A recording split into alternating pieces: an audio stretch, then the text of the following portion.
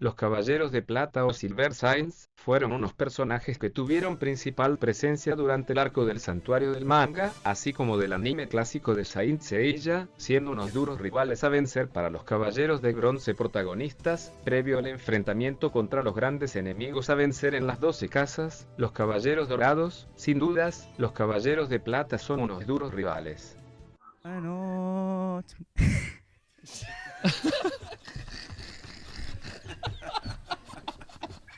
XD. La verdad es que no es raro que muchos al escuchar todo lo anterior, se les marque una sonrisa teniendo en cuenta el desempeño de estos personajes como rivales a vencer, aún más si solo hablamos del manga, donde definitivamente estos personajes dejan mucho que desear en muchos aspectos, siendo que incluso personajes del arco anterior como el dragón negro, que en el manga se trata de dos hermanos quienes portan las armaduras negras del dragón, llegan a ser personajes mucho más memorables que los caballeros de plata. No obstante, detenernos a analizar la escritura de cada uno de estos personajes es un tema aparte que da para una discusión mucho más interesante y extensa. Por ahora, centremos nuestra atención en responder la duda inicial y ¿son los caballeros de plata débiles? Para dar respuesta a ello, debemos fijarnos en tres puntos principales. Número 1. ¿Qué tan poderosos son los caballeros de plata dentro del ejército de Atena? Número 2. ¿Qué tan poderosos son los caballeros de plata en comparativa con la media de guerreros de otros ejércitos enemigos? Número 3. ¿Qué tan efectivos fueron estos guerreros en combate? Partamos de la base y tengan en cuenta que hablaremos en base al canon del manga, aunque también tendremos algo en cuenta el anime para este tópico.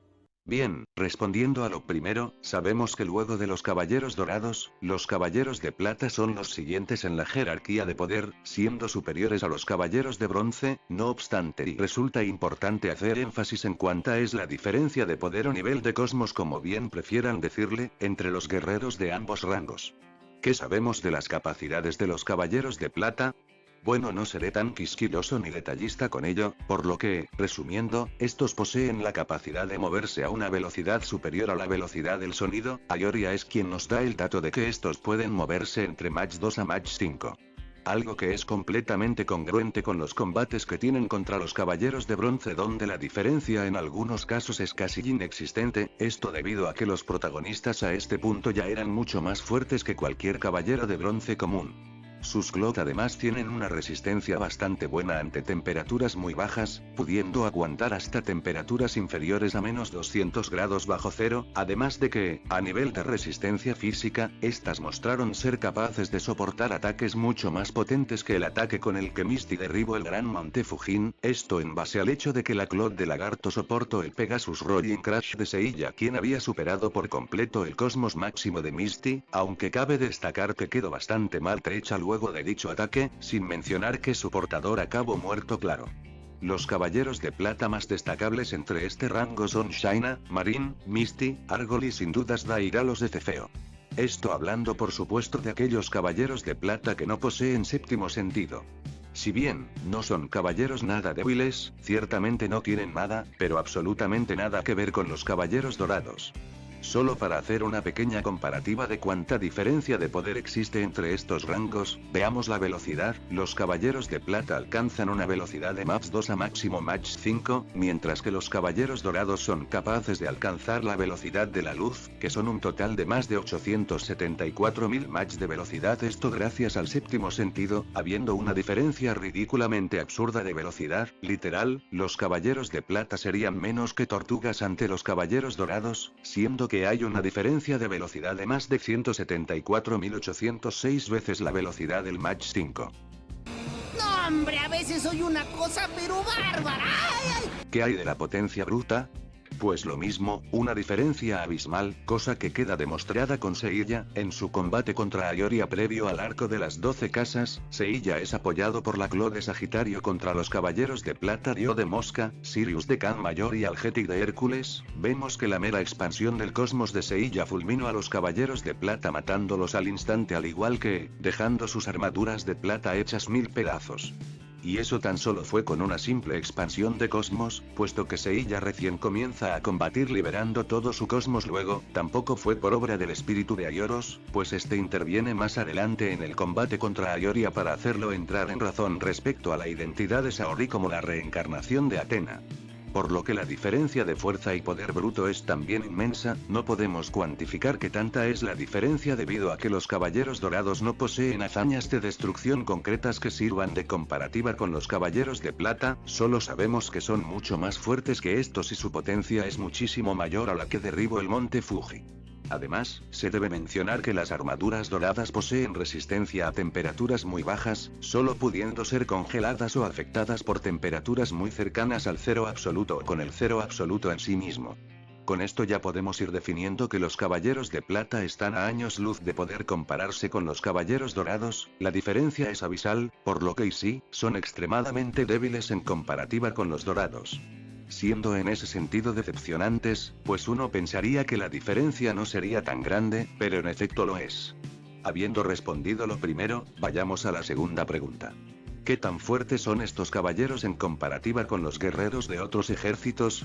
Bueno, y la cosa no mejora, si bien es cierto que podrían vencer a guerreros rasos del ejército de Poseidón y el ejército de Hades, contra los generales marinos nuevamente quedan en ridículo, no voy a ahondar mucho en las capacidades de los generales marinos, puesto que me gustaría abordar eso a mayor profundidad en otro vídeo, pero el hecho es que la diferencia es muy grande, incluso con los generales marinos más débiles.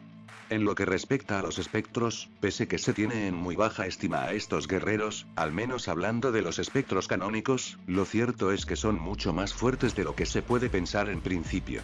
La media de espectros que vimos aparecer en el arco de Hades que tuvieron una cierta relevancia y más aún, de aquellos de los que tenemos datos sea de forma canónica o oficial, tenemos que los más débiles, mínimo tienen un nivel similar o superior a un caballero de plata, así es, los más débiles ya alcanzan ese nivel. Algunos ejemplos de ello serían Iván de Troya, Mides de Elfo, Ro de Golem o Stand de Escarabajo. Otros espectros como Caron de Aquerón, superan por mucho dicho nivel. El único espectro que escapa a este argumento es el dios de dioses, Celos de Rana, quien supera incluso a los dorados. Bebe, Judah Ben-Hur. Realmente eres el rey de reyes. Excelente. Una mentira, Celos por hechos y datos del manga mínimo, tiene el nivel de un caballero de bronce común, lo cual sí está por debajo de un caballero de plata, pero es el único de todos los espectros entre comillas relevantes, que tiene ese bajo nivel, el resto se encuentran en ese rango sugerido. Siendo una mayoría los que superan el nivel de los caballeros de plata, podemos mencionar muchos como Farao de Esfinge, Queen del Raune, Sylphie de Basilisco, Valentine de Arpía, Lune de Balrog, etc. Y si mencionamos los guerreros vistos en ND, además de otros guerreros fuera del canon, la verdad es que los caballeros de plata no quedan nada bien y ahora bien y seré generoso y les daré el beneficio de haber sido duros rivales para los caballeros de bronce y ¿verdad? Pues si la verdad es que no. Ciertamente hubo caballeros de plata como Moses de Ballena, Algetic de Hércules, Shaina de Ofiuco que son bastante fuertes y fueron rivales algo duros para los protagonistas, pero realmente fueron tan buenos como enemigos a vencer. La verdad es que no, quitando a un lado el hecho de que muchos de ellos eran tremendos arrogantes y vendehumos, lo cierto es que salvo Misty y Argol, ninguno de ellos se siente como una amenaza real, muchos podrían intentar decir que al menos eran personajes interesantes, pero tampoco podemos darle ese beneficio, salvo Shaina y Marin, ninguno de estos personajes tiene siquiera una construcción interesante como personajes, incluso Argol, Yune y Misty son personajes muy genéricos que tienen contadas características que se pueden rescatar, el resto ni qué decir, personajes que son totalmente sacos de box que están allí para servir de personajes barrera antes del verdadero reto a enfrentar que son los caballeros dorados. Por lo que incluso como enemigos a vencer son decepcionantes, algo realmente lamentable y algunos personajes como Argol, Misty, Moses o Dante, tenían diseños muy llamativos y características que podían hacer de ellos personajes potencialmente muy buenos, pero al final el maestro Kurumada los redujo a ser solo personajes barrera, aún así y siempre se puede tomar lo positivo de las cosas y algo que podemos sacar de entre de lo que fue la completa decepción que resultan ser los caballeros de plata como guerreros del santuario, es que nos dieron algunos combates que son de los más épicos, recordados y memorables de Saint Seiya. Shiryu contra Argol de Perseo, Seiya contra Misty de Lagarto o Seiya contra Moses y Asterión, fueron batallas bastante recordadas y de los mejores combates que tuvo la franquicia de Saint Seiya. De todos modos, ¿qué opinas tú? ¿Crees que los caballeros de plata son débiles? ¿Crees que fueron decepcionantes?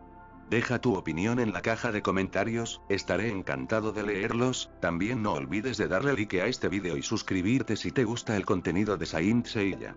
Pronto estaré publicando otros vídeos de esta querida franquicia, con diferentes temáticas, aunque principalmente de power scaling, niveles de poder y análisis de diferentes elementos de la obra original, así como también de los diferentes spin-off. Sin más, un cálido saludo, nos vemos.